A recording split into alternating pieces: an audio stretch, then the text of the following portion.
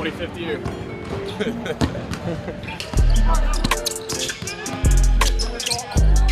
They probably ain't gonna understand what I'm talking about.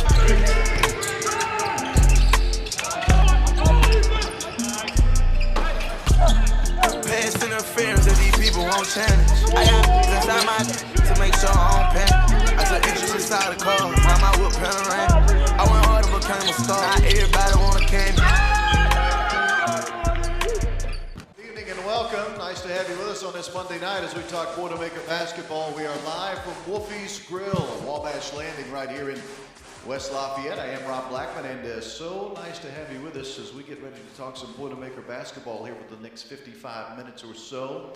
Of course, one game to review. That was the exhibition game last Thursday night against the University of Indianapolis at Mackey Arena. And then, more importantly, we talk about the games that now count on the schedule, and those are two of them coming up here in the next few days. Tomorrow night, the home opener against Bellarmine, 7 o'clock at Mackey Arena, and then Friday night, Indiana State will be at Mackey Arena for an 8:30 tip time. So we're going to talk about University of Indianapolis game from last Thursday, and then we'll focus our attention on the season opener, of course, tomorrow night against Bellarmine.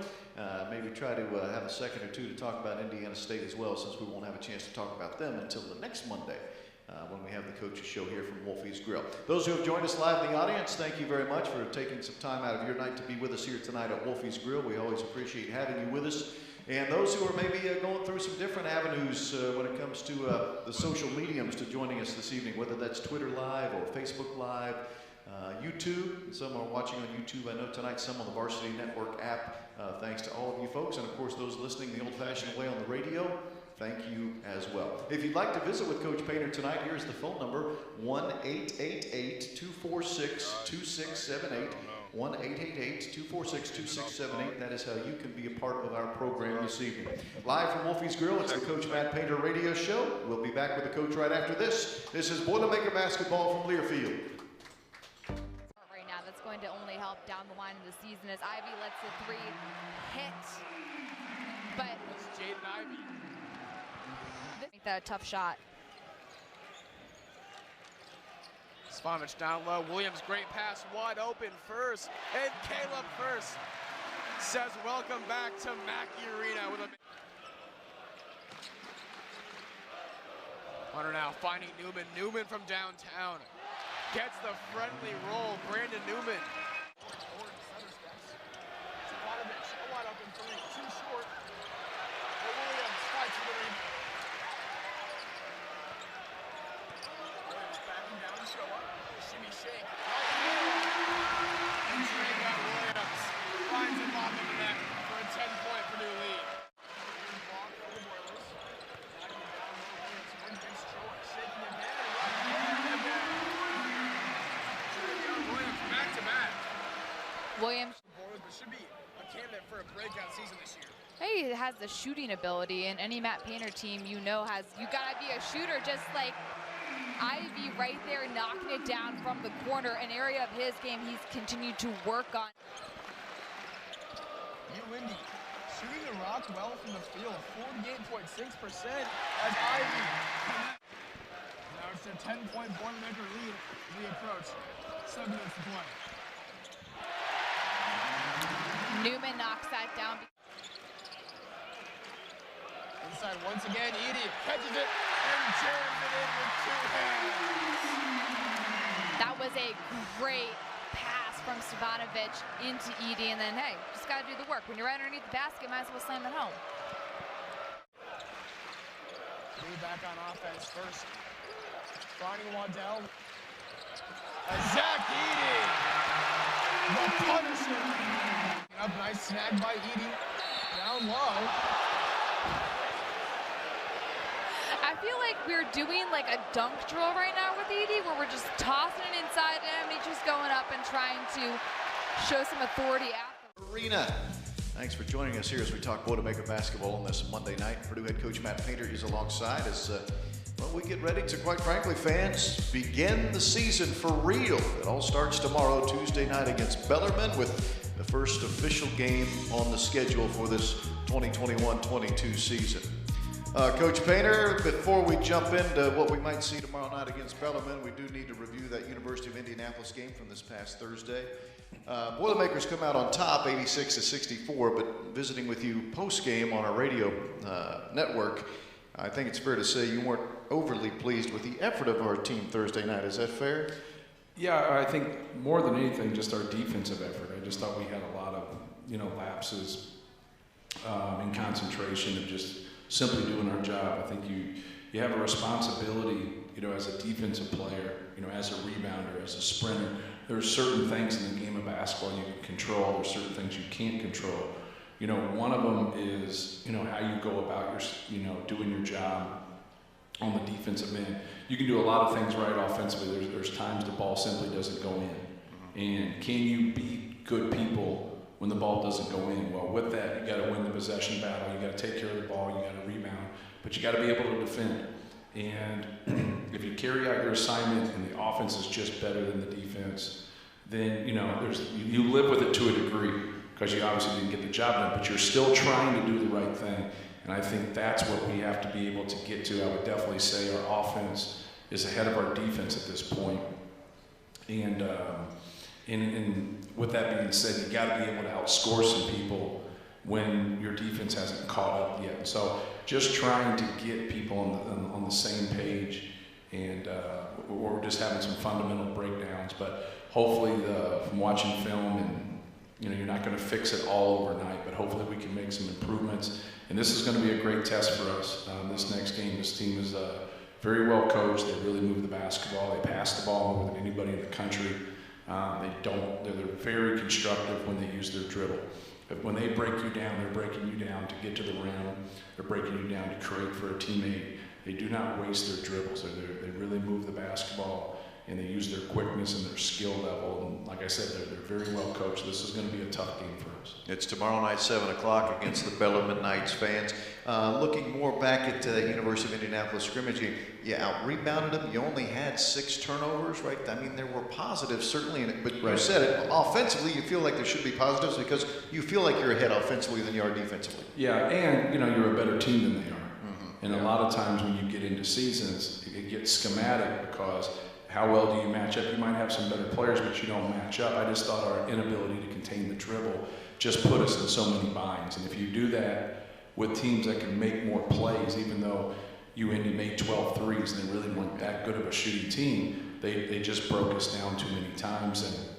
But like you said, offensively, we only turned the ball over 6 times. We out-rebounded for roughly around 10 rebounds. And so I think we had 15 more possessions than them. And anytime you're going to have 15 more possessions than somebody, you're normally going to win, the basketball game. We just have to do a better job of being stingy on the defensive end, and then just keep executing. If you can execute offensively, we did have some good shots that didn't go down, especially early. Zach had some good looks. He ends up with 20 points.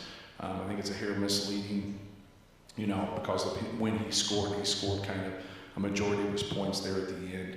But you got to get off to a good start. That's the whole point about starting the game, and the people that you put out there is it gives you the best chance to start the game and get off, on a good foot, and we just didn't do that. Yeah, the irony of that, the starting 5, when they're on the floor, you're down 11-2 right out of the gate. You sub guys who've been in the starting lineup before in their careers, Eric Hunter Jr. or Travion Williams, and I felt they kind of studied the ship for you. No question. Got you right back in the game. No question. And that's, then they really, that group you just mentioned, that we're going to start the same people in the game, they've really done a lot better in practice these last 2 days. They've outplayed the guys that are starting the game. I think that can really help us as the season progresses, because you're going to have that competition in practice. You're going to get better every day. People aren't just going to sit there and say, well, these guys are starting and not starting. And it's not really a knock on those guys that are coming off the bench right now, as much as the people that are starting have played pretty well, and they've been consistent in practice. And that's the one thing that you have to do as a coach, is reward that consistency. But then at times, people have more than 5 starters, and I think we have that. We have a lot of people that you can go to, and I've been pleased with that. But we just, as a coach, I think every coach is greedy. You want more, but we have experience of being together where a lot of other people don't. Yeah. We got to show that, and a lot of people think experience is important, and experience isn't as important as people that have had success together, that experience is important. Like, well, these guys are older. Just because you're older doesn't mean you're going to be successful. You got to be able to stay connected and tie everything together and be able to stay on the same page. So that's what we're striving to do. I will say this for Travion Williams, playing off of the bench, again, a role he's not necessarily used to doing after being not quite a full-time starter last year. He did come off the bench just a couple of games, but you look, Travion comes off the bench, gives you 10 points, 6 rebounds, 4 assists, 3 steals. I mean, if you're going to play off the bench and give you those kind of numbers, that's a pretty good punch in the arm. No, it's great, you know, and that was the thing for him. Like, Travion has not been great in starting games. You know, he's been great at finishing games. You'd rather have a guy who finishes, you know, than again, I like to have both. Like I said, the coaches are greedy. And so, like, and that is the reason he's not starting. It's really been a compliment because Travion's had his best fall practices of any year that he's been here. Zach's just been so dominant. And Zach has literally dominated our practices. And he, you know, even though he had 20 the other night, he hasn't played that way. And he wasn't bad against Providence, but it still wasn't the way he, you know, the way he practiced. So it's really a compliment towards him. It's a compliment towards the guys that are starting, not really a knock on the people that are coming off the bench. This is the Matt Painter Radio Show, presented as always by GEMCO. If you'd like to visit with Coach Painter, you can do so by calling us up at 1-888-246-2678, 1-888-246-2678. More with Coach Painter in just a moment when we come back to Wolfie's Grill. This is Boilermaker Basketball from Learfield. Get after the quarterback, 10th in the country in sacks. Here they come against O'Connell. He's in trouble, and he breaks free. Pump fakes, throws, ends zone, touchdown! It's David Bell, third catch on that drive. Boilermakers hit first. Michigan at number 7. O'Connell throws complete for a first down. Garrett Miller is loose and then stumbles down to the 47-yard line. Tough sledding against this Michigan State front. 4-man rush. O'Connell pump fake, now throws a deep ball going for Bell, and Bell caught it inside the 10. The defender fell down. So now 2nd and goal for the Boilermakers after the 2-yard loss. O'Connell to the end zone, and the pass is pulled in. Brock Thompson, touchdown, Purdue.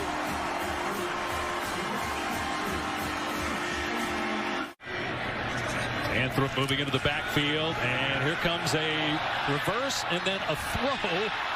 And it's Anthrop who originally got the handoff that gets the catch. And he's loose inside the 25, reversing field, inside the 15, gets a block, inside the 10, to the end zone. Touchdown, Purdue! They run it though to Doru, pushing forward and in. Touchdown, Purdue has the lead back. O'Connell's been too good to take off the field. Let's see what he does in 3rd and 10. Taking a shot. Bell somehow is left open. Makes the catch inside the 30-yard line. Inside the 20. Fighting through arm tackles. They finally get him down. O'Connell facing pressure. Gets out of there. He throws on the run.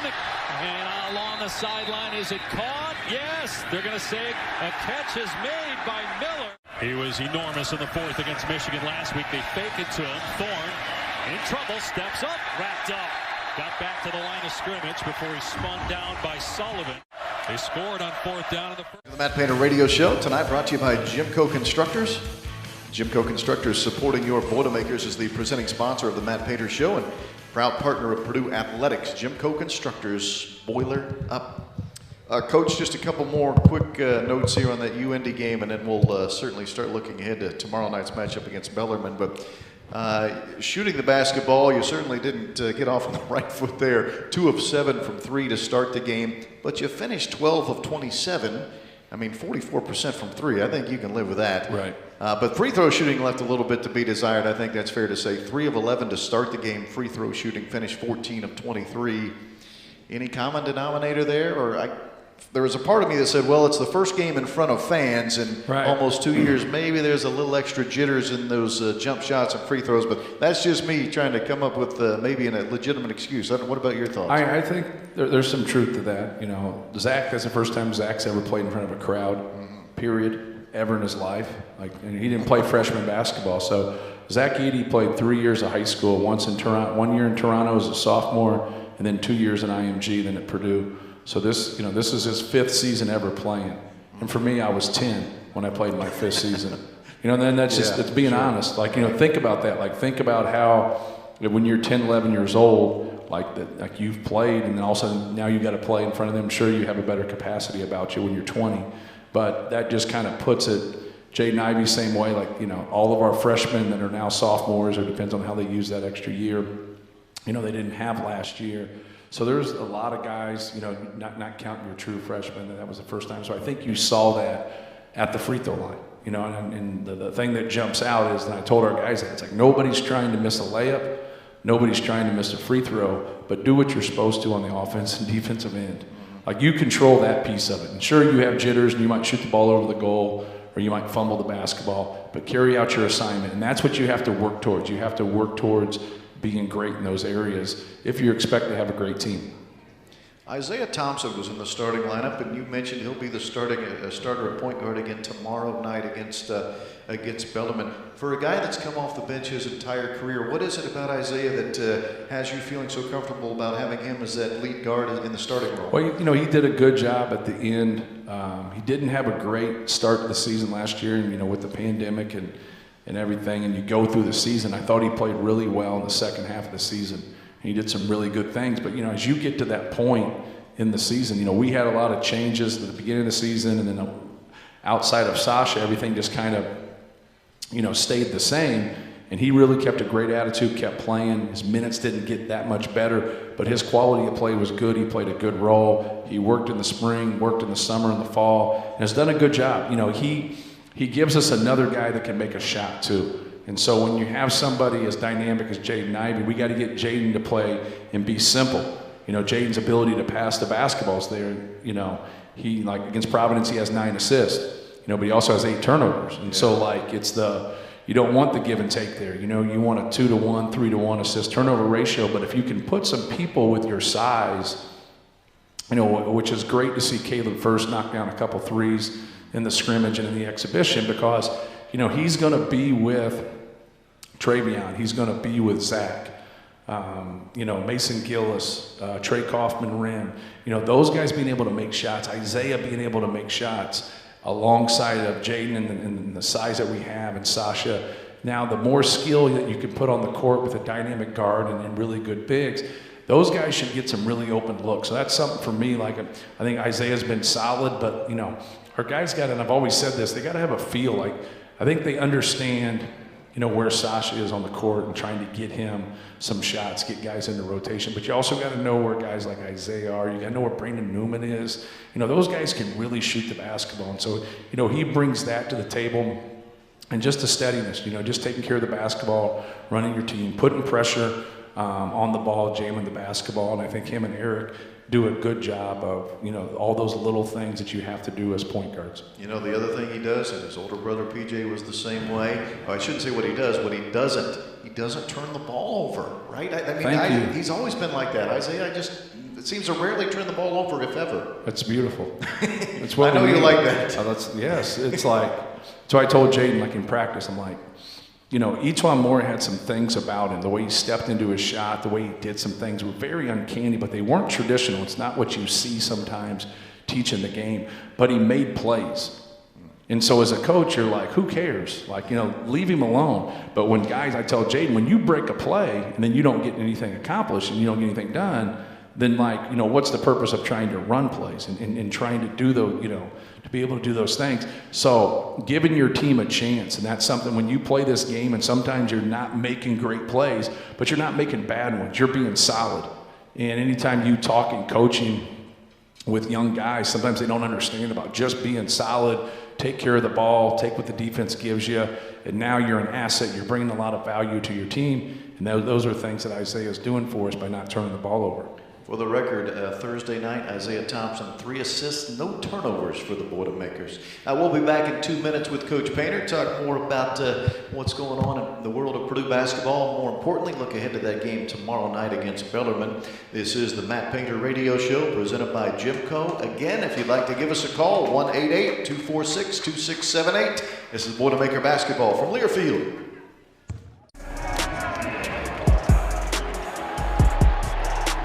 On the run, he'll attack the basket.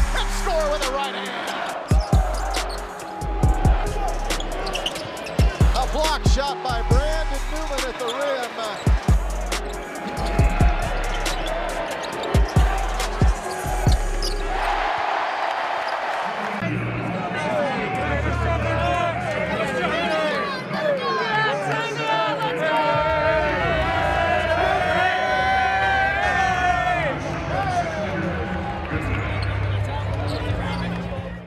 First half. Anthrop comes in motion. They hand it to him on a reverse. Now a double reverse. A pitch back to O'Connell. They're going to throw a screen pass. This is Anthrop. He's at the 35. He's at the 30. He's at the 25. Still on his feet to the middle of the field. He's at the 20. He's at the 15. He's at the 10. Still on his feet to the near sideline. 5. Touchdown! Boilermakers! A 39-yard flea flicker from O'Connell to Anthrop. And Purdue stretches the lead 20-7. See if they go to Cleveland. No, they go back to Ellis. This time she goes through the corner. Emma Ellis being leaned on there to finish off that third set. She does the job, and Purdue takes a 2-1 lead. Colvin nearly blocked by McNamara. Here's Newton.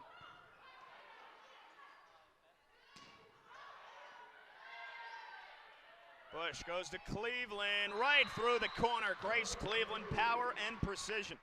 Dave Shondell as coach, that was the first thing he talked about with all this senior leadership. The ability to get Caitlin Newton back for a 5th year after the COVID-shortened season. A smart and the right move by the NCAA.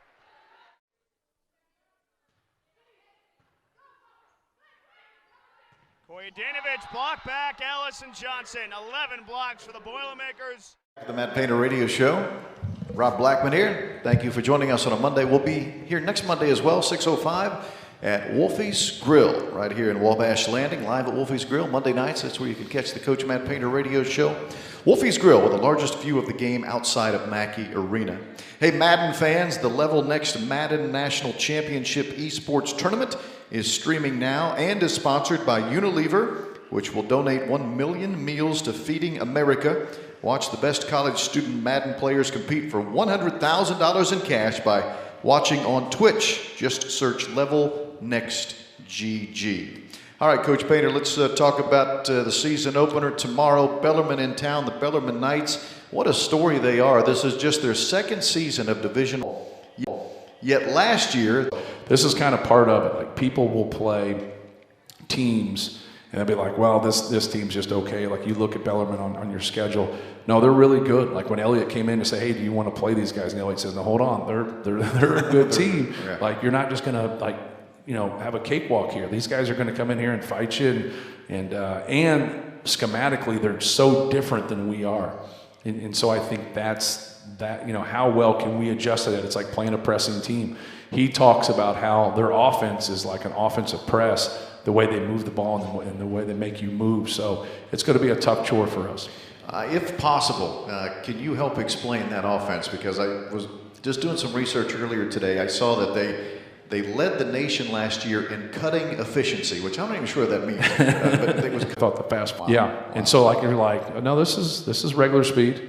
But they're just cutting, you know, at a high clip. So I would ask this then, defensively, as you're trying to prep the players for this, it's something so unique that you never see. How do you implement a defensive practice to try to simulate what they'll do? You just do the same I just said. The approach, 7 minutes to play. Newman knocks that down. Inside once again, Edie catches it and jams it in with 2 hands.